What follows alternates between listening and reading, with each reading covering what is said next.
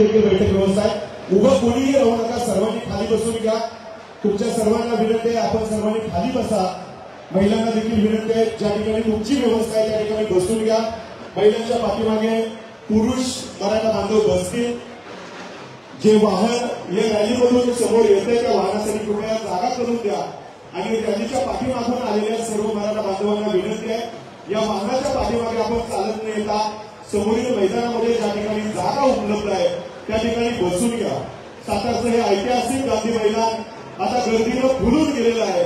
सर्वत्र मराठा समाज, सकल मराठा समाज आणि या मराठा समाजाच्या उपस्थितीनं हे फुललेलं ऐतिहासिक गांधी मैदान आपण सर्वजण अनुभवतो।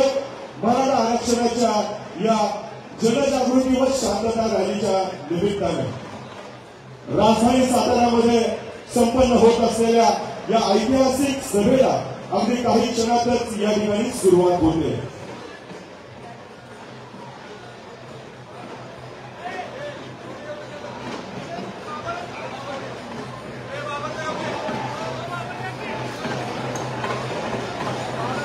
वाजत गाजत संघर्ष योद्धा, मराठा योद्धा या ठिकाणी सातारच्या या ऐतिहासिक गांधी मैदानावर उपस्थित होत आहेत। ढोल ताशांच्या गजरामध्ये, हलकीच्या निनादामध्ये संघर्ष योद्धा मनोज जरांगे पाटील आपल्या सर्वांच्या मध्ये उपस्थित होती। सातारच्या या ऐतिहासिक पवित्र पावन भूमीमध्ये उपस्थित होणाऱ्या सकल मराठा समाजाचं सहर्ष हार्दिक स्वागत आहे।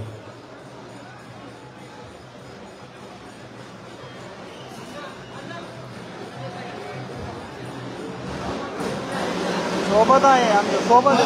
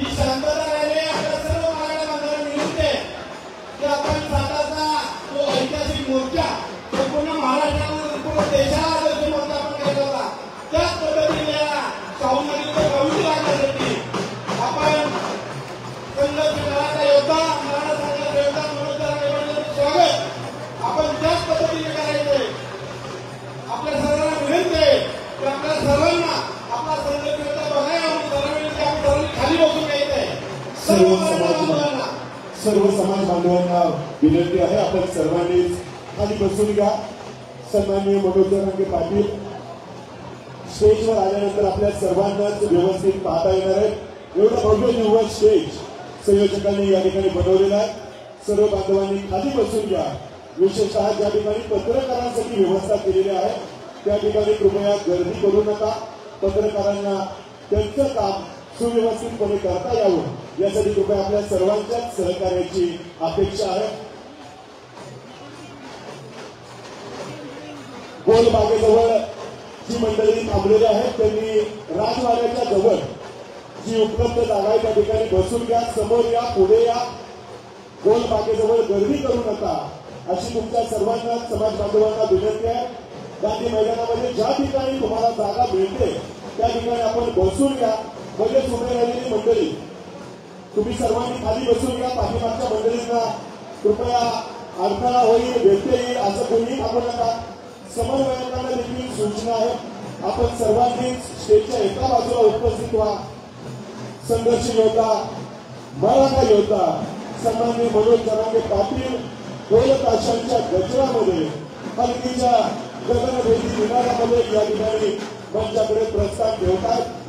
दूतसज्ज असलेल्या शिवतीर्थावरील शिवप्रभूंच्या प्रतिमेला अभिवादन करून सन्माननीय मनोज जरांगे पाटील रॅलीने आपल्या सर्वांच्या मध्ये अगदी काही क्षणातच उपस्थित होती. सातारच्या या ऐतिहासिक यशोभूमी, तपोभूमी आणि वीरभूमीमध्ये आजची ही आरक्षणाच्या निमित्ताने आयोजित केलेली शांतता रॅलीची सभा काही वेळातच सुरू होईल आणि मराठा आरक्षणाच्या निमित्ताने या आरक्षणाच्या पुढील आंदोलनाची दिशा, या आंदोलनाचा पुढील टप्पा याची सविस्तर माहिती सन्माननीय मनोज जरांगे पाटील आपल्या सर्वांना जाहीररित्या या ठिकाणी सांगतील. मनोज जरांगे पाटील यांचं शुभ आगमन आपल्या सर्वांच्या मध्ये गांधी मैदानावर या ठिकाणी मोठ्या आनंदामध्ये, उत्साहामध्ये, जल्लोषामध्ये होतं. शांततेचं सहकार्य आपल्या सर्वांच्याकडून अपेक्षित आहे.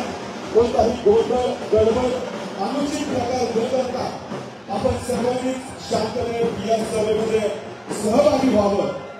समोरच्या बाजूला बैठक व्यवस्था आपल्या सर्वांसाठीच उपलब्ध आहे. त्या ठिकाणी बसून घ्या. बसलेल्या मंडळीमध्ये आपण मध्येच उभे राहू नका अशी देखील सूचना आहे. स्टेजवरील जो समोरचा जिना आहे त्यापासून थांबावाची नम्र विनंती आहे. तुम्हा सर्वांना संबोधित करण्यासाठी मराठा योद्धा, संघर्ष योद्धा सन्माननीय मनोज जरांगे पाटील या ठिकाणी रॅलीने आपल्या सर्वांच्या मध्ये उपस्थित होत आहे.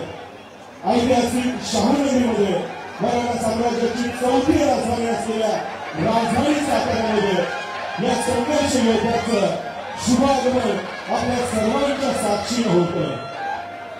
ऐतिहासिक गांधी मैदानावर उभारण्यात आलेल्या या भव्य दिव्य अशा मंचावर सन्माननीय मनोज जरांगे पाटील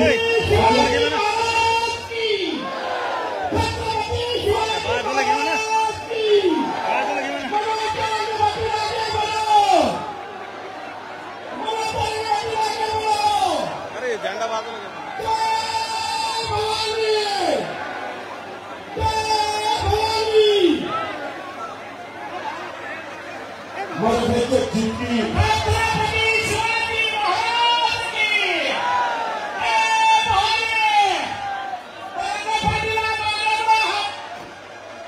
संघर्ष योद्धा, मराठा योद्धा सन्माननीय मनोज जरांगे पाटील आपल्या सर्वांच्या मध्ये या भव्य दिवसाच्या रॅलीने उपस्थित झालेला आहे. सातारच्या या ऐतिहासिक गांधी मैदानावर मराठा समाज आणि हजारो मराठा बांधव सन्माननीय मनोज जरांगे पाटील यांचं सहर्ष हार्दिक स्वागत करत आहे. आणि मनोज जरांगे पाटील यांना नम्र विनंती आहे, या गांधी मैदानावर उभारण्यात आलेल्या या भव्य दिव्य मंचावर आपण उपस्थित व्हावं. सन्माननीय मनोज जरांगे पाटील यांचं शुभ आगमन या मैदानावर आपल्या सर्वांच्या साक्षीनं होत आहे. जोरदार टाळ्यांचा गजर करूयात सन्माननीय मनोज जरांगे पाटील यांच्यासाठी. टाळ्यांचा जोरदार गजर करूयात. सातारच्या या ऐतिहासिक गांधी मैदानावर आपल्या सर्वांच्या मध्ये संघर्ष योद्धा, मराठा योद्धा मनोज जरांगे पाटील या ठिकाणी उपस्थित झालेले. टाळ्यांचा जोरदार गजर करूयात. ऐतिहासिक राजधानी साताऱ्यामध्ये या संघर्ष योद्ध्याचं सहर्ष हार्दिक स्वागत करूया. शिवप्रभूंच्या प्रतिमेला पुष्पहार अर्पण करून अभिवादन केले जाते. जाणता राजाचे आशीर्वाद शांतता रॅलीच्या निमित्तानं आयोजित केलेल्या सभेच्या दरम्यान सन्माननीय मनोज जरांगे पाटील या ठिकाणी घेतात. इतिहासाच्या पानापानावर, रयतेच्या मनामनावर, बाकीच्या कणाकणावर आणि विश्वासाच्या प्रमाणावर अधिराज्य करणारा एकच राजा, राजा शिवछत्रपती. आणि याच शिवछत्रपतीच्या पावन आणि पवित्र भूमीमध्ये मनोज जरांगे पाटील यांचं सहर्ष स्वागत केलं जातं. मंचावरील सन्माननीय राजू भैया भोसले, सन्माननीय अमोलजी मोहिते, सन्माननीय अविनाशजी कदम, हरीशजी पाटणे, शरद काटकर अण्णा, सन्माननीय संतोष क्षीरसागर, सन्माननीय सावंत तात्या, किशोर शिंदे, शरद जाधव या सर्व मान्यवरांच्याकडून सन्माननीय मनोज जरांगे पाटील यांचं सहर्ष स्वागत केलं जाते। सचिन राजेश शिर्के, बंडू कदम आणि त्यांचा मित्र परिवार देखील या ठिकाणी संघर्ष योद्धा मराठा योद्धा मनोज जरांगे पाटील यांचं स्वागत करतोय। मंचावर सचिन राजेश शिर्के, बंडू कदम, पृथ्वीराज गर्गे आणि वैभव शिंदे या मित्र परिवाराकडून सातारची ही प्रेमाची भेट त्यांनी केली। त्यांना या ठिकाणी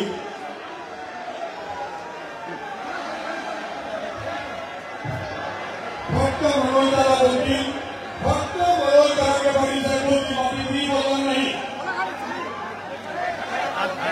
चला चला खाली चला सगळेजण खाली चला।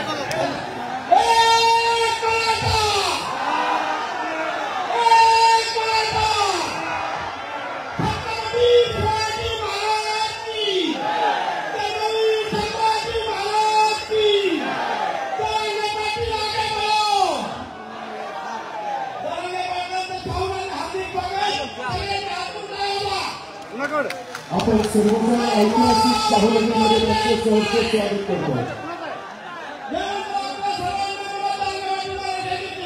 कृपया सर्वांनी शांतता ठेवा, सहकार्य करा, कोणतीही गर्दी न करता शांततेत या संपूर्ण सभेसाठी सर्वांनी आनंद आणि त्यांचं मार्गदर्शन ऐकावं अशी नम्र विनंती आहे।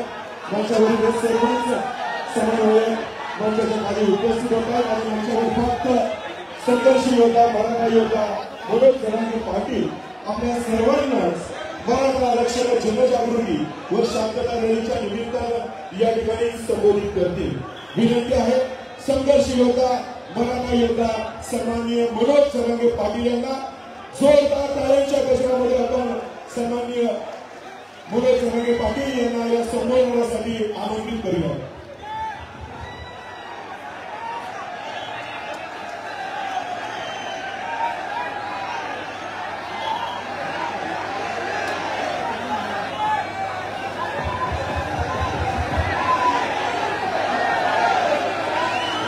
डीजे मोबाईल लाव ना,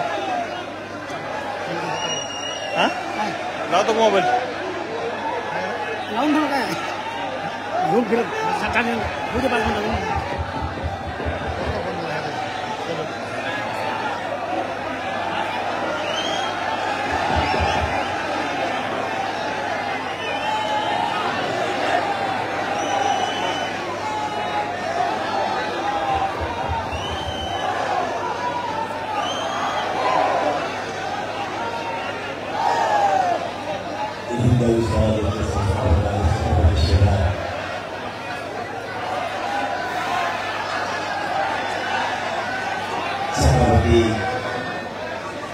शिवरायांच्या पादस्पर्शावर पावन झालेली सातारा राजधानी आणि सातारा जिल्ह्यातील जमलेल्या माझ्या तमाम मराठा बांधवांना माझा मानाचा देश आहे।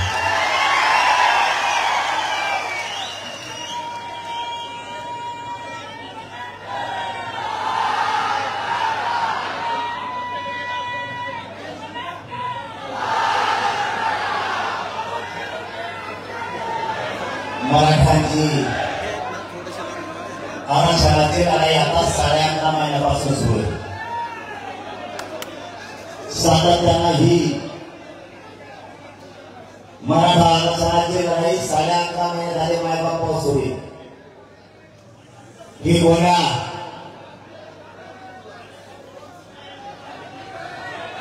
मोठ्या लोकांसाठी लढाई नाही,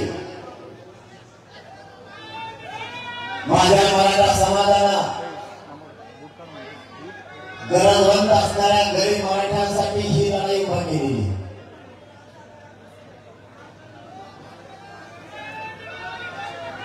हा लढा 11.5 महिन्यापासून सुरू असल्यामुळं लोकांना वाटत होतं आणि त्याच्यापेक्षा जास्त वाटत होतं राजकीय नेत्यांना की हा लढा बंद पडेल।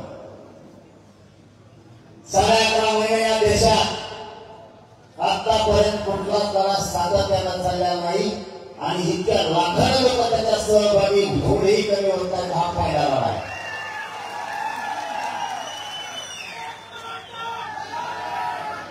सगळ्यांनी ताकद लावली. हा लढा बंद कसा पडत, कारण ही लढाई गरिबांना न्याय देणारी होती. मी थोडंच बोलणार आहे. माझा अंक कापतो, कारण माझ्या कमरात अंकात सगळ्यात चमकान येतं. माझा या उपोषणामुळे, या शेवटच्या उपोषणामुळे नाही हरवलं. पण मी माझ्या मराठ्यांना उघडं पडून द्यायचं नाही म्हणून जीवाचे बाजी लावून पुन्हा मैदानात उभा राहिलो. यांना तेवढंच पाहिजे की मी कधी बाजूला हटतो याची ते वाट बघतात. कारण मी हटलो की त्यांचा साथ नाही. त्यांनी अगोदर एक काम करून बघितलंय मायबाप मराठ्यांना. त्यांनी पहिलं काम केलं, ओबीसीचे छगन भुजबळाचे नेते माझे विरोधात घालून बघितले. पण त्या छगन भुजबळचा काटाच केला.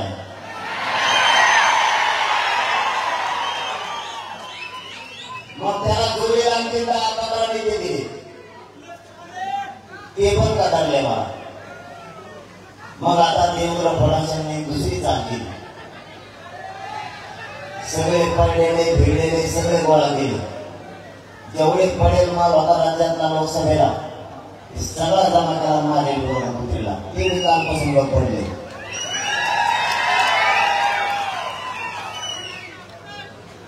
माझी फक्त मराठ्यांना या सातारा राजधानी नगरीतून महाराष्ट्रातल्या मराठ्यांना आव्हान, जर मराठा समाजाला न्याय द्यायचा असला तर तुम्हाला घराच्या बाहेर पडावं लागणार. तुम्हाला जर राजकीय नेत्याचा दबाव घ्यायचा असला, काय चाललं तुमचं दोघांचं, काय चाललं तुमचं दोघांचं काही आरक्षण वाटत होतं. मी आहे ना, सगळ्यांना नाम घेऊन मी आरक्षण याच्यात काय काम नको, याच्यात काय नाही, याचं काय काम नाही. खरं सांगतो, इथं काय नाही. इथं बसून आपल्याला 42 वर्ष याच्यावर बसतो. त्याच्यात जितकी मजा बसायची ते कशातच नाही. पण आता हे काय ऐकायला तुम्ही घेतलंय नाही, मला हलता आहे ना सोडता आहे. पण मी पाहत आहे तुमच्या रक्ताचा क्षेत्र मराठा आहे. आरक्षण घ्यायचं हटतच नाही मी.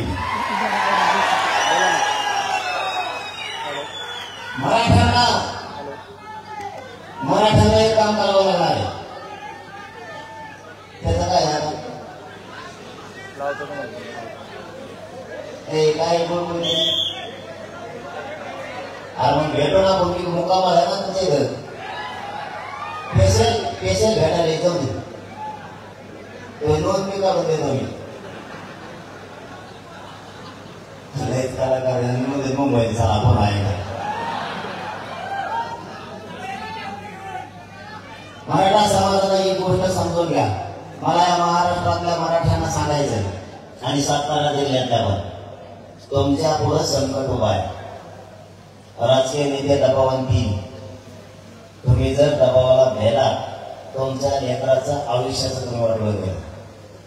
तुम्ही त्याचं ऐकलं, तुमचे लेकर बर्बाद झाले म्हणून सांगा. त्याचे लेकर तुम्ही मोठे केले, त्याला काहीच फरक पडत नाही. आता तुम्ही असला माझी लढायची पद्धत अशी आहे, 10 लोक असले तरी मी लढतो आणि 10 लाख असले तरी पण लढतो. कारण लोकांनी माझ्याकडून अपेक्षा ठेवल्या. मी ज्यावेळेस चलतो, ज्यावेळेस एखाद्या रस्त्यावर जातो, मी साताराकरांशी लय महत्वाचा विषय शेअर करतो, जे मी कुठंच बोललो नसेल हे सांगायला लागलो. की रस्त्यानं चालत असताना मला लेकर सांगते, आमचं भविष्य तुमच्या हातावर आहे, तुम्ही मग हटू नका. मला फक्त तेवढा शब्द मागे सरकू देत नाही.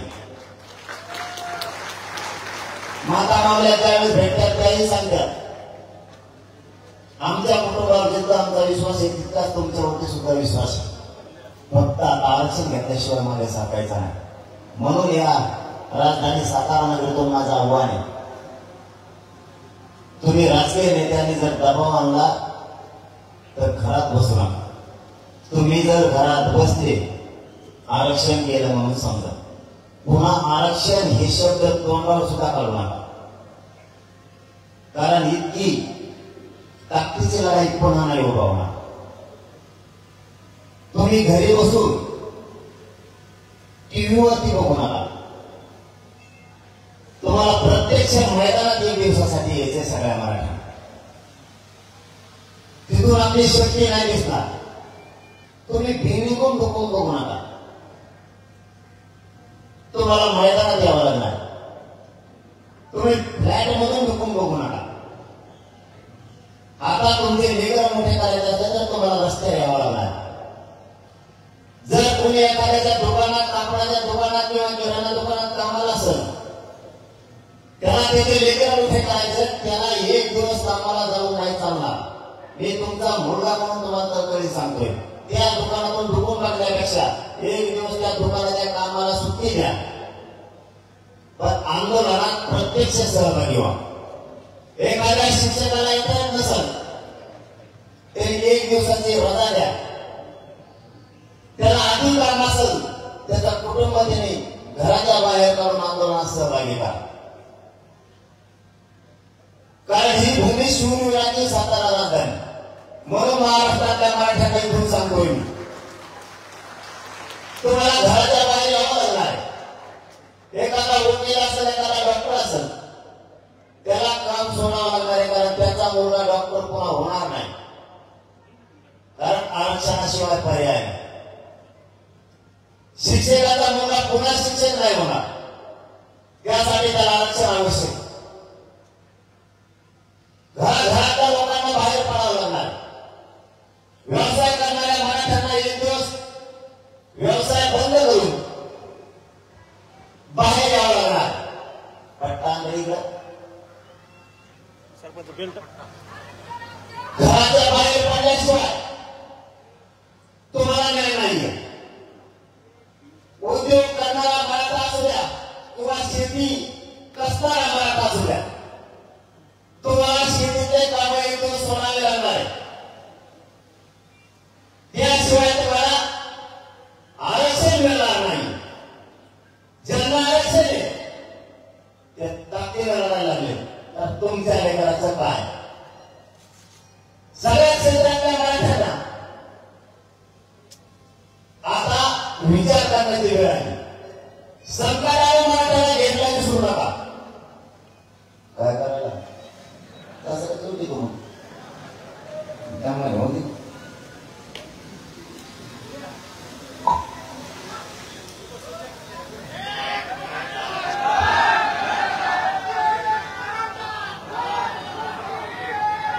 मला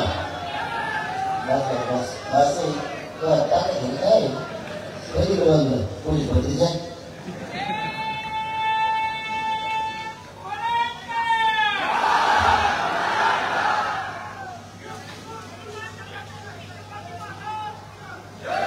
आपल्या पुढं संघटना उभा केले. एक 15 मिनिटासाठी फक्त शांतता नाही का? सरकारनं संकट उभा केले. मराठ्यांच्या काही नेत्यांनी सुद्धा संकट उभा केले. सत्ताधाऱ्यांनी पण केले. संकट तोडायची जबाबदारी सगळ्यांची. तुम्हाला घर सोडावं लागणार आहे. ही लढाई गरजवंत गरीब मराठ्यांच्या जीवावरती आंदोलन उभा आहे.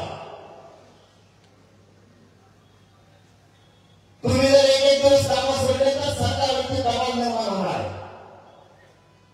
त्यातून मराठ्यांना बघायचं असलं, आपण आपल्या लेकराला फक्त 1 घंटा जवळ घेऊन बसा, त्याला आरक्षणाची किंमत द्या. ती मुलगा किंवा ती मुलगी तुम्हाला आरक्षणाची किंमत सांगत काय? कारण अशी संधी मराठ्यांना पुन्हा येणार नाहीये. आणि हे मराठ्यांच्या लक्षात आलं की ही संधी मराठ्यांना आली. मराठ्यांनी ही ओबीसीतून आरक्षणाची लढाई जिंकायची. मराठ्यांना आरक्षण मिळू द्यायचं ना. आरक्षणामुळं आपण श्रीमंत झाले. आपल्या पोरांना नोकऱ्या लागल्या, मराठ्यांच्या पोरात जर नोकऱ्या लागल्या तर ओबीसी नेत्याचे आणि मराठ्यांच्या नेत्याचे पॉम्पलेट चिटकायला राहील कोण? गरीब मराठ्यांचे पोरं जर अधिकारी झाले यांच्या प्रचाराला कोण? कारण त्यांनी आता लोकसभेला बघितले त्यांच्या प्रचाराला कोणीच नव्हतं, त्यांचे तेच होते. यावेळेस त्यांचे एवढे हाल झाले प्रचाराला आणि पॉम्पलेट चिटकायला, ते आताचे पोरं मावशीचे पोरं गोळा करून आले. मेवना आता मेवना एकच आहे, 2-2, 4-4 बी नाही का. त्यांची एवढी फजिती झाली तर मला वाटलं व्हिडिओ टाकी कमी एक दिवशी भूमिकालाच पॉम्पलेट चिटकत होता स्वतःच. एवढी हाल त्यांचे मराठ्यांच्या पोरांनी केले. समजून घ्या, आरक्षण मराठ्यांना मिळू द्यायचंय ते द्यायला तुम्हाला बाहेर पडावं लागणार. कारण मराठ्यांना त्रास आहे, मराठ्यांच्या लेकरांना त्रास आहे.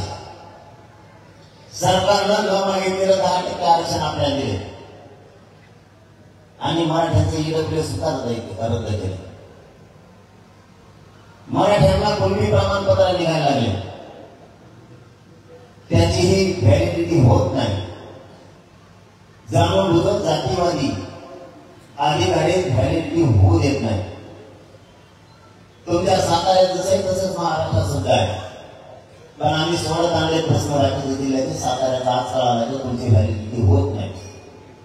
त्यांनी जर 8 दिवसात नाही केले ना साताऱ्याच्या दाखल केलेल्या व्हॅलिडिट्या, मग त्याच्यावर काच कमिटीला लागली.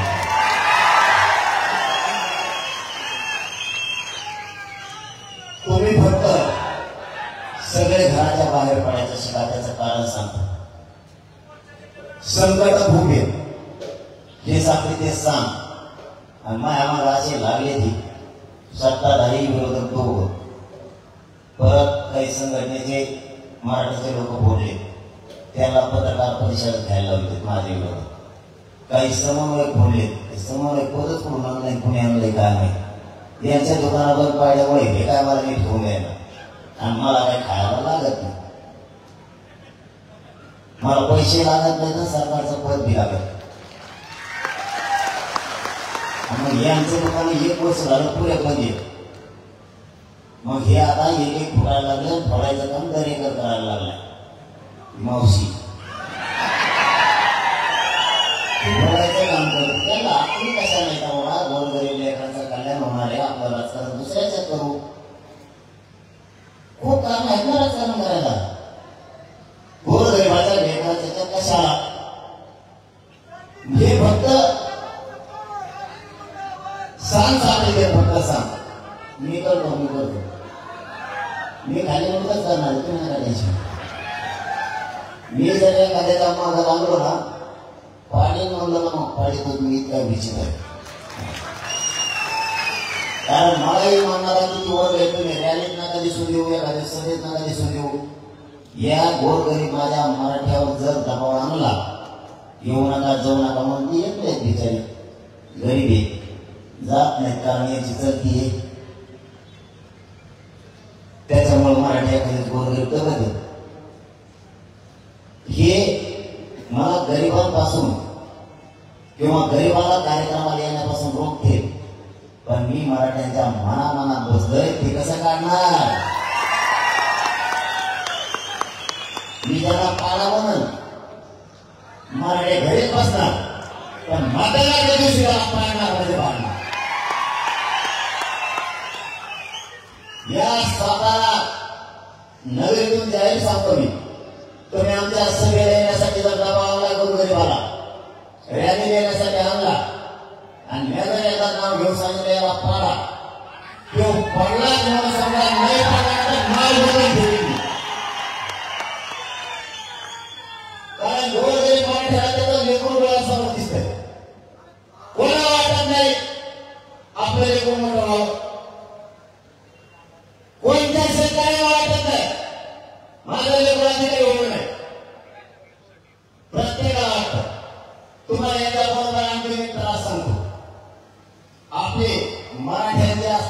अधिकारी कोणत्या क्षेत्रातले असू द्या जाणून बुजून त्यांना त्रास देणार, जाणून बुजून त्रास देणार. मग क्षेत्र कोणतरी असू द्या, तुम्ही शिक्षण क्षेत्र असू द्या, महसूल क्षेत्र असू द्या, पोलिसात असू द्या, आणि नोकऱ्या कशा रेल्वेत असू द्या, डॉक्टर सरकारी दवाखान्यात असू द्या, वकील असू द्या, याला काम देतं माहिती का?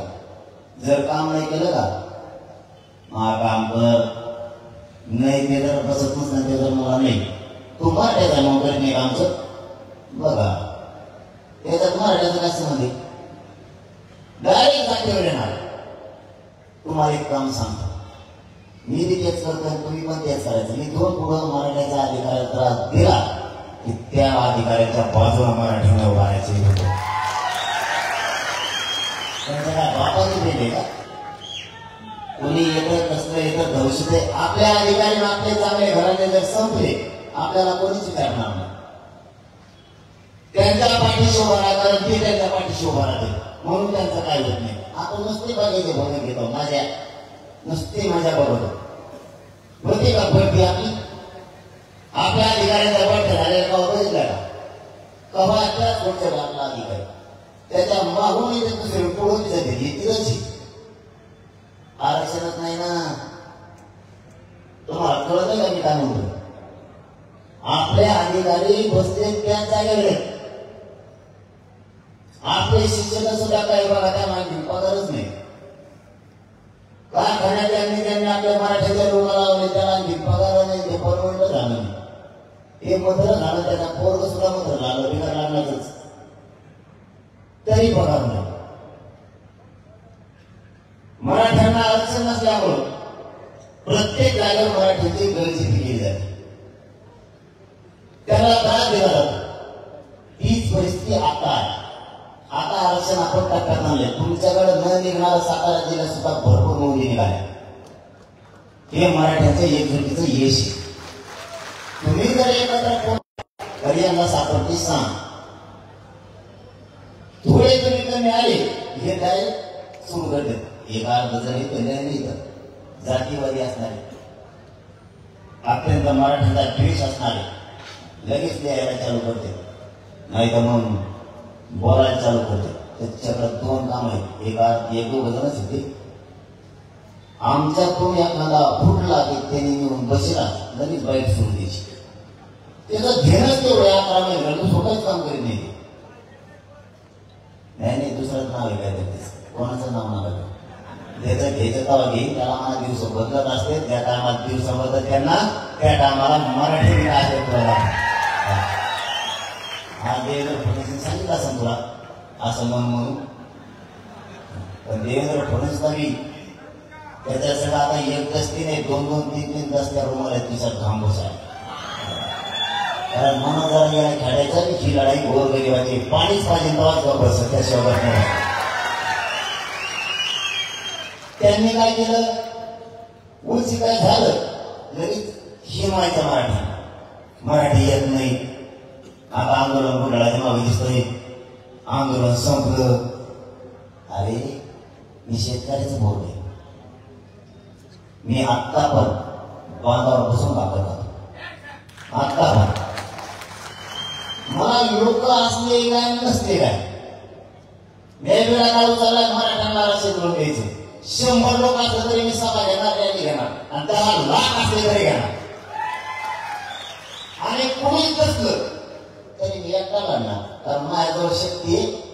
एक माझ्याजवळ हत्यार आहे, आम्हाला भूषण, याच्यावर सगळ्या अनुभव पाठवतो. मी लढणारच आहे तरी पण तो करू शकतो. दोघं बंद झालं, चालू झालं, आता काही खरंच नाही राहिलं. तुला कोणी सांगितलं घर राहिलं नाही आमचं? काही कामात असते मराठी असं जोडायला नाही जमत. काही पूर आला, संकट आला, नसतं आले असं जमत नाही. सांगायला केवळ सांगशील किती खाणार सरकारचं, किती बोलणार, त्यांनी मराठी हटणार नाही. मी तर कवा असणार. आता मला सांगा, मी सरांकांनी परवा आता मला कमरला बेल्ट लावून मला मी हटन घाता एवढी दाखवत पाहिजे.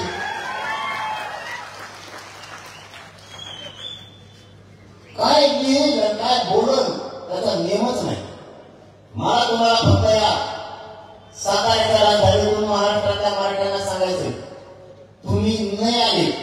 ही यांना सांग सापडते. हे मराठ्यांना हिरवायला आपण बोलायला चालू करते. तुमचं एक दिवस काम बंद झालं ना काही वाटलं नाही होणार.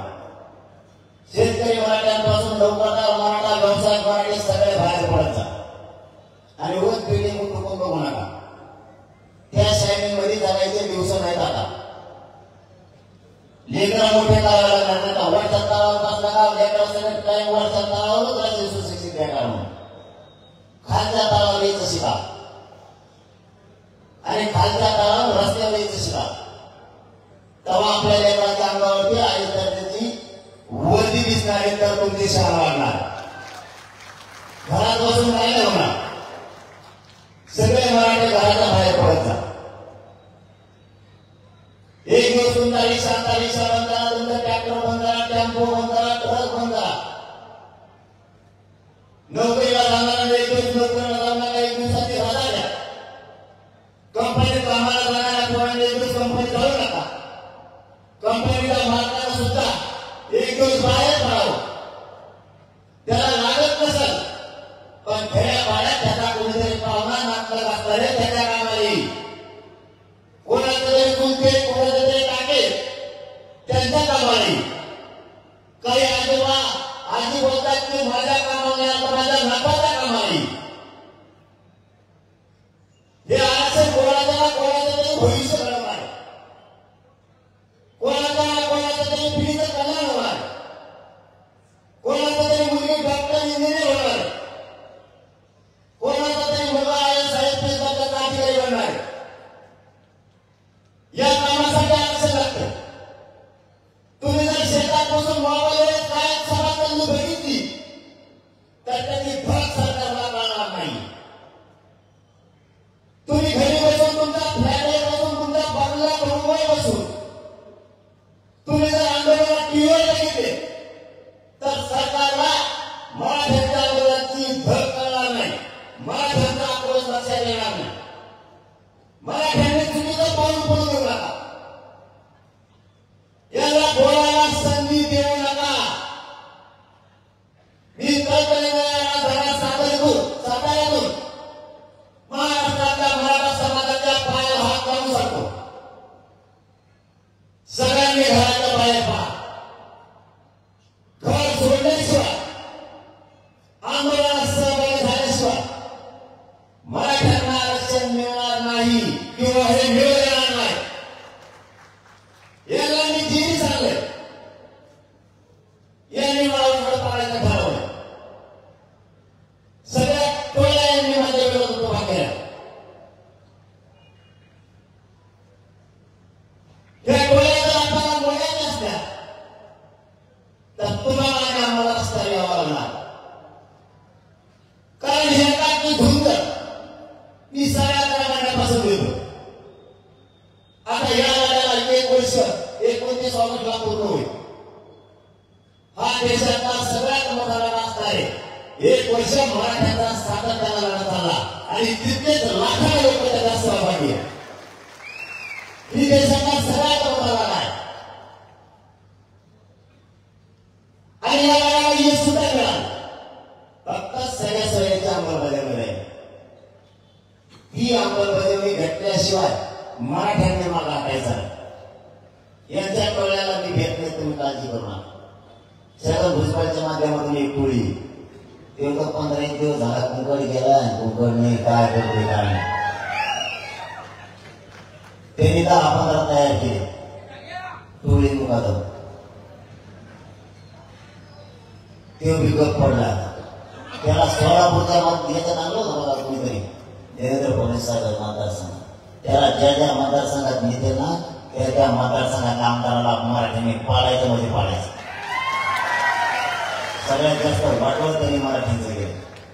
अशा 7-8 टोळ्या वाढल्या आणि सगळ्यांनी मला घेरले. आमच्या तिकडे एवढी नेणार आहे ना.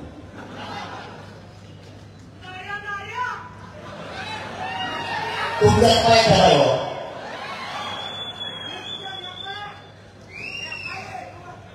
ते एकाच बोलत येतात. मी कसा बोलायला लागलं 2 मिनिट. आपलं बोलणं कसं असतं माहिती आहे ना. झटक्यात आला ते कोणी दुसऱ्या बोलतच नाही.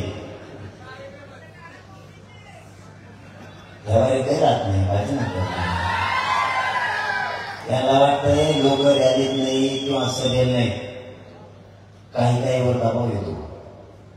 गरीब माणसं असतात आपली, काही काही गरीब असले तरी कोणालाच मोजित नाही, ते कोणालाच काढते पायाने. पण त्यांच्या मनामनात आरक्षण बसलं, हृदयातला माझा विचार त्यांच्या कोणीच काढू शकत नाही देशातला, कोणीच. मी अनुसार कोणी सांगितलं नाव घेऊन याला पाडा घे, पाडाच. कारण तिला काय भीती एखादी तिला आपल्याकडे बोलायला लावलेला असतं, त्याचं सगळं घेणार दोष त्याच खा. काय करणार मग? लय घेवाटं त्याच खायचं आणि तिला गेलं त्या दिवसात माझ्या पडलं हातात काय नाही राहिलं, काय करेल ती तशी सत्ता वाटू. पण सत्ता मात्र गरीब मराठ्यांची छावशा. आपण तशी सत्ता लय काय गेला ना आपल्या नोकरदाराला त्रास दिले, त्यांच्या लेकराला आरक्षण लागते. नोकरदार वर्ग जेवढा आपला आहे महाराष्ट्र आणि महाराष्ट्राच्या आहे त्यांना केंद्रीय वाढीचं मिळत नाही, बढत्या होत नाही. आरक्षण पाहिजे आपलं, त्याला जर बेवाट लागलं तर त्याने घाटला सांगायचं आमका आमका चिन्ह आहे बा. तिथे गेल्यावर कुणाला काही दिसत नाही गप्पा गप दारू आपण म्हणून दुसऱ्याने मतदान टाकला असं मी टाक आणि सगळ्यांना कसं ढकलायचं एकामेकावर. त्याला म्हणायचं नाही तुम्हाला केलं पण ते नसेल केलं. मी रोज तुमचं सगळे म्हणायचं आमच्या बीडकड तिकडं मराठवाड्यात तुमच्या इकडं तेच मोजा मोदी चालू साठी ते नसते म्हणतात मला तुम्ही इतके जण व्यस्त होतात कसला पोळवर मी तुम्हाला मी केलं पण ते काय मी केलं नव्हतं.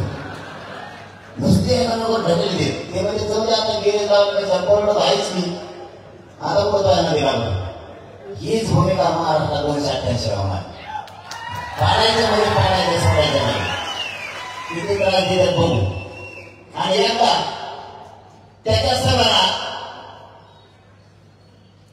पाहुण्यांना आपण फोन करून सांगा, सगळ्या मित्राला फोन करून सांगा आतापासून तयारी सुरू ठेवा. जर आपले उभा करायचे ठरले तर 100% मराठ्याने मतदान करायचं. 100%. त्याला लय भेटतं नेत्याचं त्यांनी त्याच्या असं करा. पण मतदान करायच्या दिवशी जो आपला उमेदवार आहे मराठ्यांची शान व्हायला जाऊ द्या नका. मराठ्यांची शक्ती वाढली पाहिजे. इतकं ताकदीनं मतदान करा ना पुढचा मका पाहिजे. इतकी माझ्या संगती होती मी बोलच असं. बाकीचे आमच्या ठिकाणी 25-25 वर्ष पडले बरं का, पडले का नाही. आणि तुमच्या आपणच्या महाराष्ट्राने निपाळी झालेली मदत घेतली पण ते आता बदलले. ते आता बदलले नाही तर त्यांनी सुद्धा मदत घेतलेली. आता त्यांना पक्ष मोठा वाटायला लागला तुमच्या पश्चिम महाराष्ट्रातल्या काही लोकांना. त्यांना गरीब मराठी मोठ्याने वाटायला लागला. त्यांनी उभा केलेले पडलो आता विधानसभेला काय करता मग आता. पण तुम्हाला पश्चिम महाराष्ट्रात विदर्भात मराठवाड्यात आणि खानदेशात 100% सुद्धा पडलेली दिसते ना. शब्द माझा सातारा राहणार. मुंबई नाव का नाही घेतलं तर मुंबईसाठी नाव कसं आहे आमचं तर असतं. मुंबई मोगाव का पाणी नसतो. जिथं टाकायचे तिथंच बोलत कोणाला आव्हान नाही. महाराष्ट्रातून मुंबईत गेलेले कोणत्या मतदारसंघात किती गेले ते बघणं चालू आहे. जर परत असलं तर शिकव करायचं, परत नसलं तर निर्णय ठेवायचा पाळायला मोकळे. आणि प्रत्येक मतदारसंघात मुंबईच्या 20-30 हजार आपले नमुने गेलेले आणि त्याच्यात परत मुसलमान आपल्या जोडीला. मी जरी कोण पाडा म्हणलं ते कोण पाडो असं जोडदांना जेव्हा मुसलमान मला भेटले ते पाठी जेवढे बार पाडो म्हणलं पाडो तर पाडो म्हणजे काय नुसती पाडापाडीच. तुम्हाला मुंबई सुद्धा कार्यक्रम लावण्याचा घेतो फक्त 1 महिना वेळ द्या मला, कारण लोक आतून पेरले आपले इथे हुशारी होईल. इकडे कार्यक्रम लागला त्यांचा मराठवाड्यात पश्चिम महाराष्ट्रात विदर्भात त्यांनी लोक घ्यायचाच नाही. कुणबी मराठी सरळ सांगते आम्ही कुणबी जरी असलो तरी मराठी. कुणबीमध्ये शेती असणारे प्रत्येक मराठा हा शेतकरी.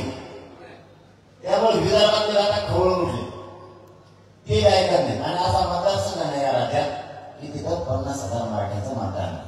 50,000 निवडून सोपं आहे का.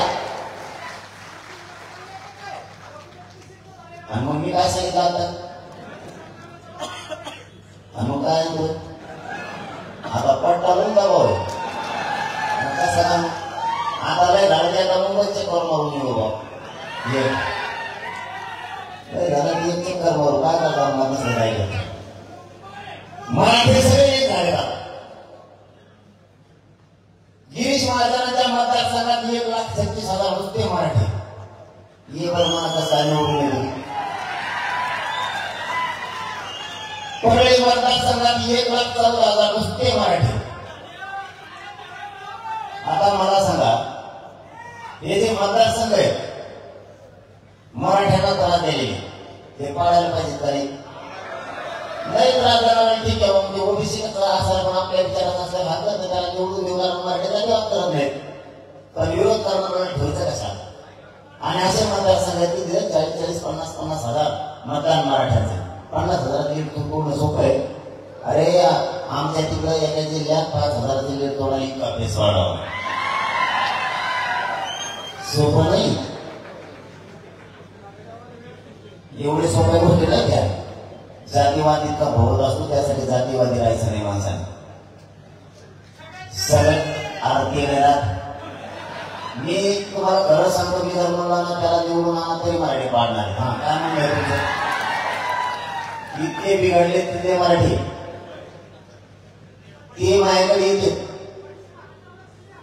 आता काय लक्ष द्या तुम्हाला सांगितलं ना मी मराठ्यांच्या यांनी जरी रॅलीला लोक नाही येऊ दिले सभेला नाही येऊ दिले पश्चिम महाराष्ट्रात मराठ्यांच्या हृदयात बसलेलं मला विचार तुम्ही कधीच काढू शकत नाही मराठी घरी राहते पण मी नाव सांगितलेला उमेदवार तुम्हाला कोणत्या पक्षात असू द्या पडलेला दिसत आणि तुम्हाला ते तुमच्या लेकरासाठी पाडायचा तर आरक्षण मिळणार तर आरक्षण मिळत नाही आपले लोक तिथे गेल्याशिवाय विचारायचे आपल्याला न्याय नाही मिळणार असं वेळेचे फक्त नेते नाही धनगर बांधवांचा आरक्षण इतकं लावून पुढे धरलं नसेल इतकं विलंब भरलंय कोणाला धनगर बांधव मराठी आहे की धनगर बांधव आणि मराठा बांधव कधीच होऊ शकत नाही मुस्लिम बांधव दलित बांधव गाव खेड्याला कधीच होऊ शकत नाही 12 बलुतेदार सुद्धा नाही अरे बाबा आम्हाला रोज एकमेकात राहायचं हे बघा काढला विषय म्हणून सांगतो आताही गावखेड्यात मराठ्यांचं त्यांच्याशिवाय धगत नाही आणि त्यांचंही मराठ्यांशिवाय धगत नाही आताही आम्हाला दोघांना एकमेकाला गरज लागते ही का वाईच्या मदतीला केला ते सागर बांधल्या हा मेरा गरीब अचानक गरज लागली आम्हाला 700 रुपयाची त्याला 700 रुपये मागता येत नाही ते मोठा माणूस त्याच्याकडे जायचं मला 3,000 पोलीस ओरडून जावं लागतं किंवा मराठ्या जर 500 रुपये लागले तर आम्हाला धनगराला नाही तर मुसलमान नाही तर तरी त्याला मागायचे किंवा 12 बलुतेदारांना मुस्लिमांना धनगरांना पैसे लागले तर त्यांनी मराठीला मागायचे किंवा मराठीने त्यांना मागायचं आमचं धकतच नाही चहा प्यायला जरी बसतो तरी आमचं धकत नाही आम्हाला रोज एकमेकाच्या तोंड बघायला लागते आमच्या सुखादुखात आम्हाला एकमेकाच्या राहावं लागतं तुमच्या नादी लागून आमचं भागणार नाही आणि मराठ्याच्या लक्षात आलं ओबीसीच्या लक्षात आलं सगळ्यांचं सध्या एकच म्हणणं माझ्याकडे लोक येते ती आणि 29 पर्यंत तुम्हाला सगळे समीकरण जुळलेले दिसते काळजी करू नका सातारा राजधानीकडे सांगतो मी सगळ्या जातीची धर्माची समीकरण जुळलेली दिसते सगळ्यांचं म्हणणं आहे गोरगरिबांची लाट आहे आणि खरं सांगा 75 वर्षात असलेली लाट कधीच नाही आली गरीबाची श्रीमंताची आली आमच्या पक्षाची आली आमच्या नेत्याची आली पण मराठ्यांची लाट गरीबाची लाट कधी झाली नाही त्यामुळे सगळ्या जातींना वाटतं गरीबाचं लाट आली तर आता सगळेजण एक पाव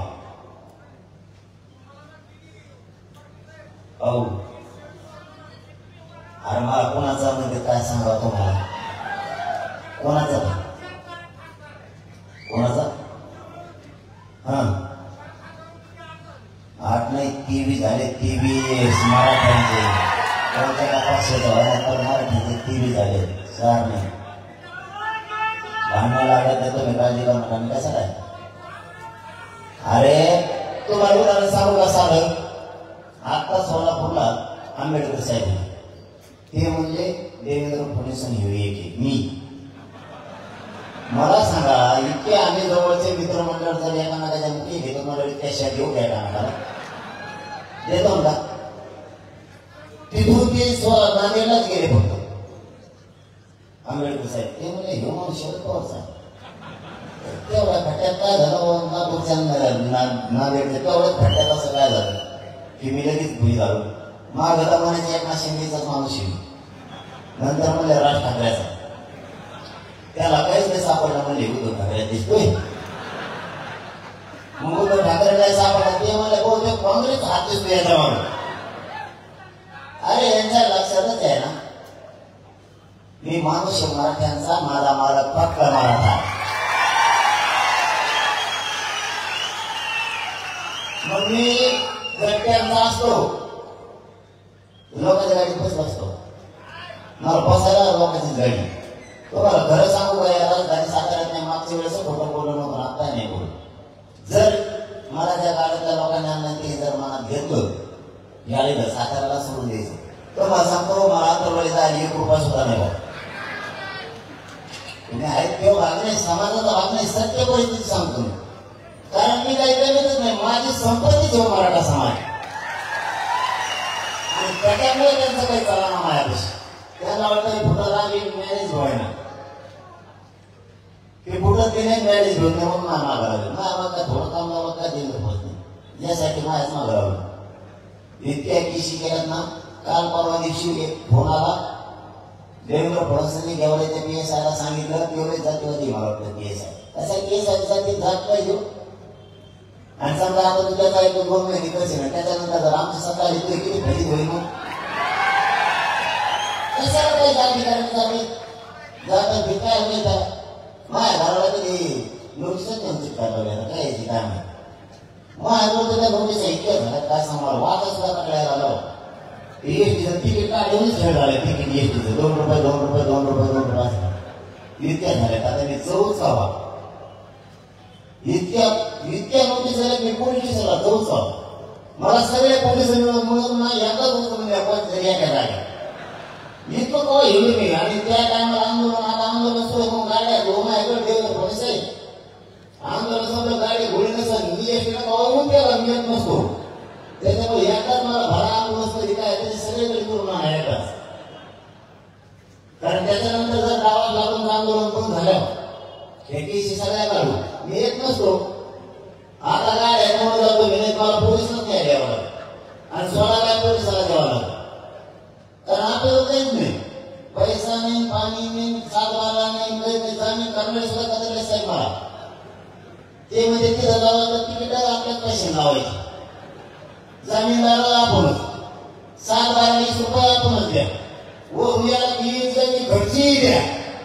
परत वाटण्यात जेवायचं मला त्याला पुरी भाजी घडून घालायला लागली म्हणजे जामीनदार सुद्धा मला करायला. आणि मी इतका कट्टर निष्ठावान म्हणून सरकारने मला करा. कारण त्याला वाटतं याला आरक्षण द्या नाही तर या आपला बैठकीवर बसली गेले आता 23 पाडले त्यावेळेस 113 आमदार 100% पाडणार म्हणजे पाडणार. कोणी पण एवढ्या 113चा आकडा आता झाला 29 दिवस माहित नाही. 113 राज्यातले आमदार पाडल्याशिवाय राहत नाहीत. कारण 113 मतदारसंघावरती मराठ्यांचं वर्चस्व मतदान असतं. तर मनाला काय करायचं राज्याला लोक येऊ देत नाही. तुमचे झालं आमदार बोलायला ऐकायला मिळालं मला. कुठे गाडी सांगत होतं मला काहीतरी म्हणलं म्हणजे आता काय म्हणलं पण मला उत्तर द्यायला मी ऐकलं नाही. कोण सुरुवात दिले आणि त्यांना सांगताना सांगितलं आणि आपली सातारा ध्यान सांग आम्हाला आमचं आरक्षण आहे आमच्या मागण्या आहे.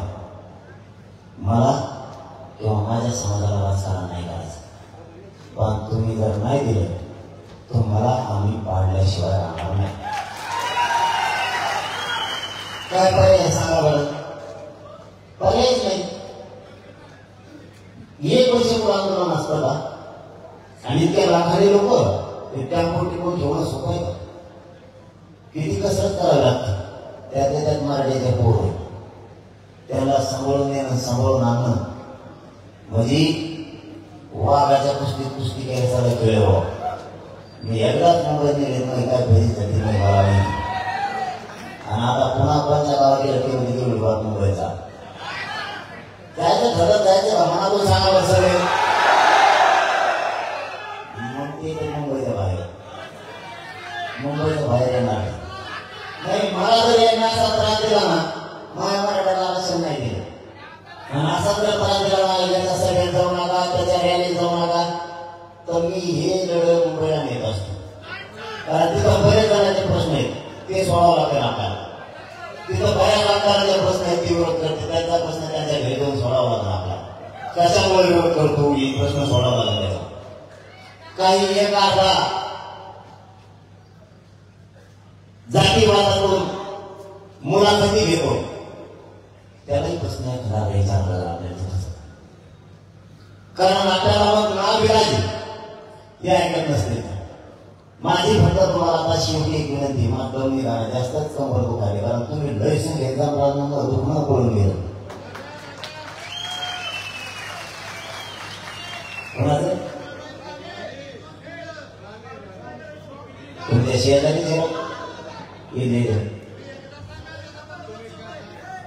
निश्चय भरला म्हणूनच मराठ्यांचे आंदोलन शिक्षक नसता इतके लाख लोक आहेत त्याच्या माग असताना ती मला दान घेऊन सांगा होता. मी माझं स्वप्न आहे कारण या पवित्र नगरीतून फोटो बोलून छत्रपती शिवरायांच्या पावन वर्षाने पावन झालेली भूमी.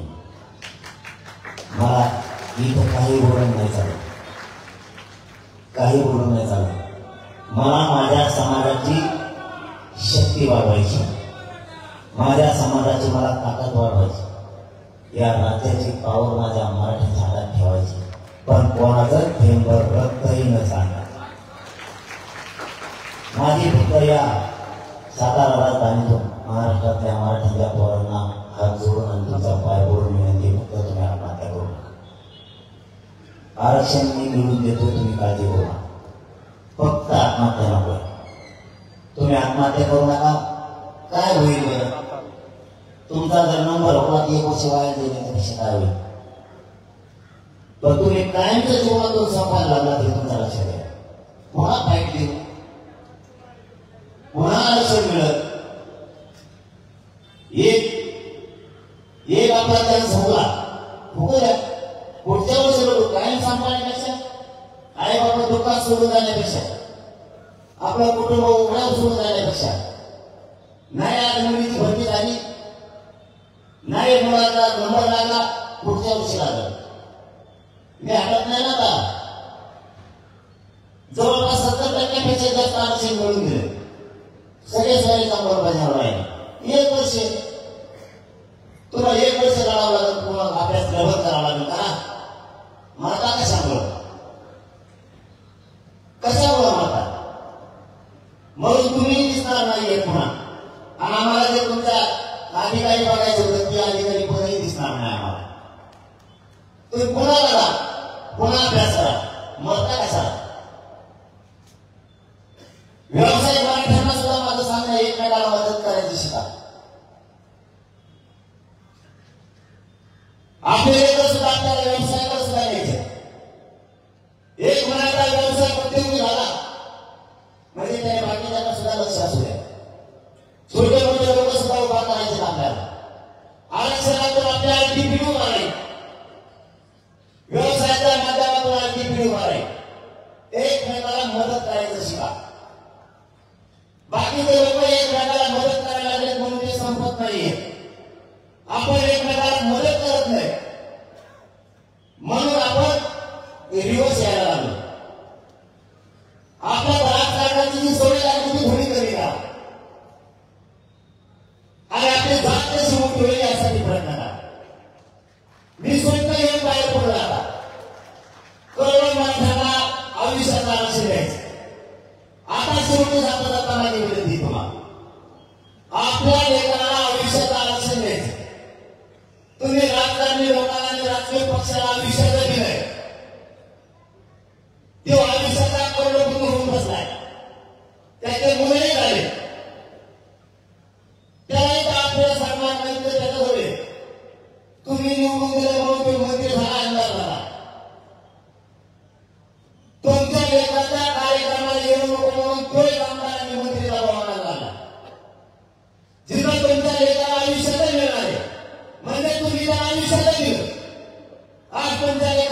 आयुष्याचं मिळण्याची वेळ आली तर ते तुमच्या लेकराला आयुष्याचा मिळून द्यायला विरोध करायला लागले. तुम्हाला कायम आरक्षण मिळेपर्यंत तुम्हाला घराच्या बाहेर पडावं लागणार आहे. सगळ्यांनी घराच्या बाहेर पडा. घरी बसून राहू नका. नसता तुमचे लेकर तुम्हाला माफ नाही करणार. पुढच्या पिढ्या तुम्हाला माफ नाही करणार आणि पिढ्या बर्बाद करायला कारणीभूत तुम्ही होऊ नका. आणि दुसरं सांगतो, 29 तारखेला सगळ्यांनी अंतरवालीला यायचं. सातारा जिल्ह्यातल्या प्रत्येक गावातल्या मराठ्यांनी अंतरवालीला यायचे 29 तारखेला. आणि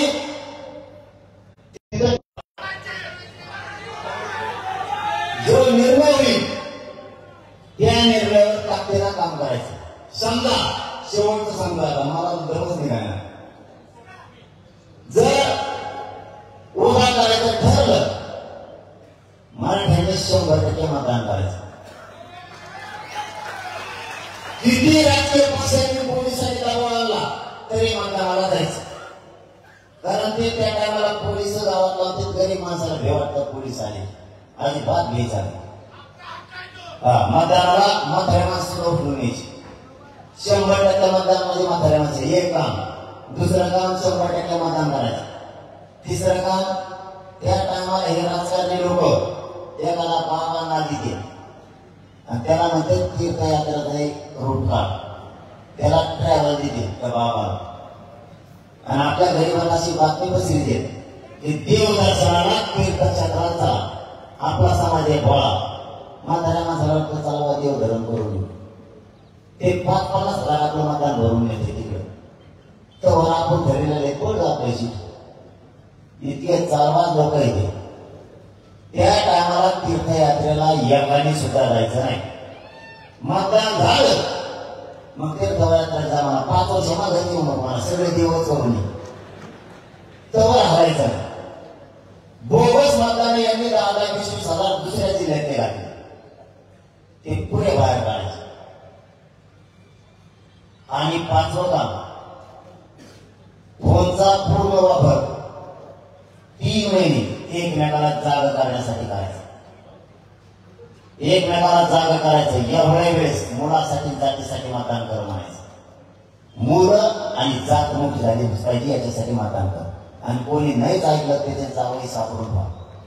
सगळे जावई घेऊन बसायचे त्याच्यापुढे सासऱ्यापुढे जावई. कोणत्या पक्षात काम करीत असू दे काम करणाऱ्याला सुद्धा काम नाही करून द्यायचं नाही. कारण जात मोठी करायची असली तर हे पाऊल आपल्याला उचलावं लागणार. आणि जर पाडायचं ठरलं मग ते सोपं. ज्याला पाडलं त्याला खापाच मतदान व्हायचं. ते पहिलंच म्हणून समजायचं. जे काय ठरलं ते फक्त पुन्हा एकदा तुम्हाला आव्हान, ज्या वेळेस समाजासाठी बाहेर पडायची वेळी एका ताकदीनं बाहेर पडा. समाज घेरला, समाजावर संकट उभा करत मला उघडा पाडायचा प्रयत्न केला यांनी. सगळ्याकडून सगळे तुटून पडले. कारण मी गोरगरिबांना आरक्षण मागतोय म्हणून. मी काय चूक केली? मी माझ्या गरिबांचे पोरं मोठे होऊ नये स्वप्न बघू नये. गोरगरिबांनी केलेल्या कष्टाचं चीज व्हावं ते चूक हे. का मी स्वप्न बघायचं नाही? शेतकरी मराठ्यांनी कष्ट करून पोरग किंवा पोरगी शिकवली की अधिकारी व्हावे. आई बापाचं स्वप्न मी पूर्ण करायला करू नये. एखादा एसटीचा ड्रायव्हर आहे तो रात्रंदिवस कष्ट करून मुलगा मुलगी शिकवतो त्यांनी स्वप्न बघू नये अधिकारी होण्याचं. आमचे लोक मुंबई पुण्यासारख्या शहरात जाऊन हमाला करायला लागले. त्यांनी स्वप्न बघायचं नाही अधिकारी बनण्याचं. पोरग आमच्या शिक्षकांना त्याचं पोरग अधिकारी बनण्याचं स्वप्न बघायचं नाही. आमच्या पोलिसांनी त्याचं पोरग पुन्हा अधिकारी झाल्याचं स्वप्न बघायचं नाही का? आमच्या डॉक्टरला त्याचा पोरग अधिकारी झाल्याला बघायचं नाही का? आमच्या इंजिनियरला पुन्हा त्याचा पोरग इंजिनियर होण्याचं स्वप्न बघायचं नाही का? आमच्या रिक्षा चालवणाऱ्या बापांना त्याचं पोरग किंवा पोरगी अधिकारी होण्याचं स्वप्न नाही बघायचं का? रात्रंदिवस शेतात कामात कष्ट करायचं त्या शेतकरी बापानं स्वतःचा पोरग अधिकारी बनणार आहे. त्या अधिकारी होण्याचं स्वप्न बघायचं नाही का?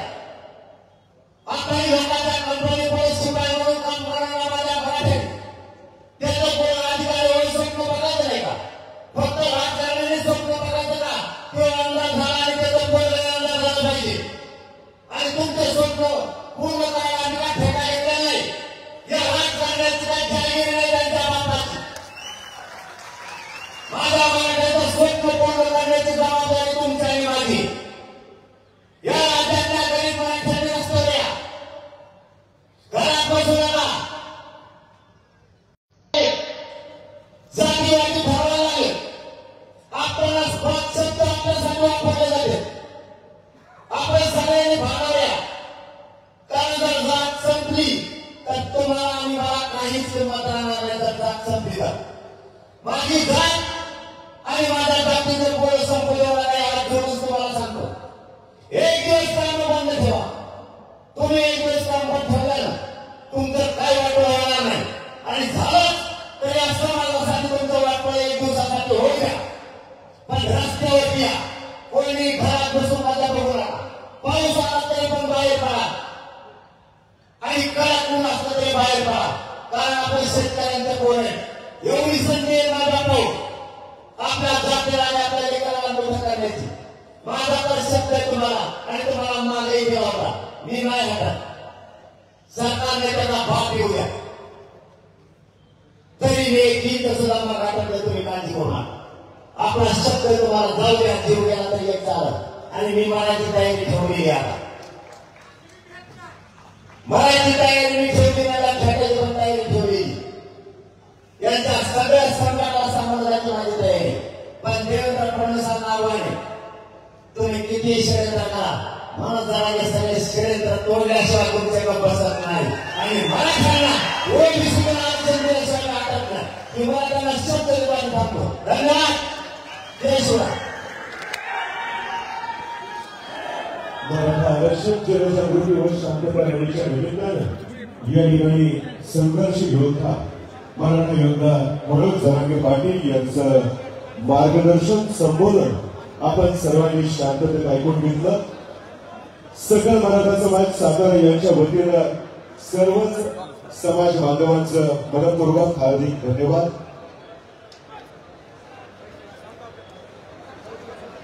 या सभेचं वार्तांकन करण्यासाठी आलेल्या मीडियामधील उदय भिसे यांचा एक माईक या ठिकाणी पडलेला आहे. कृपया जर कोणाला सापडला असेल तर संयोजकांशी संपर्क करून आपण तो पोस्ट करायचा आहे. शांततेत शिस्तीत आपण सर्वांनीच हे मैदान सोडायचं आहे. तुमच्या सर्वांना विनंती राहील सर्वप्रथम मैदानामधून बाहेर पडण्यासाठी माता भगिनींना आपण संधी द्यावी. शांततेत शिस्तीत या मैदानामधून आपण बाहेर पडाशी तुम्हा सर्वांना संयोजक आयोजक यांच्या वतीनं नम्र विनंती आहे. आपले मोबाईल फोन दागिने मौल्यवान वस्तू या देखील सर्वांनी व्यवस्थित जपून आणि सांभाळून ठेवा अशी देखील तुमच्या सर्वांना सूचना आहे.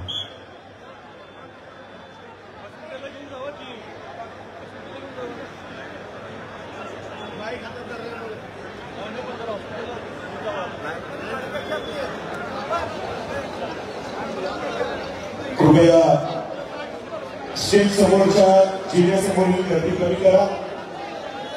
संघर्ष योद्धा मनोज जरांगे पाटील यांना या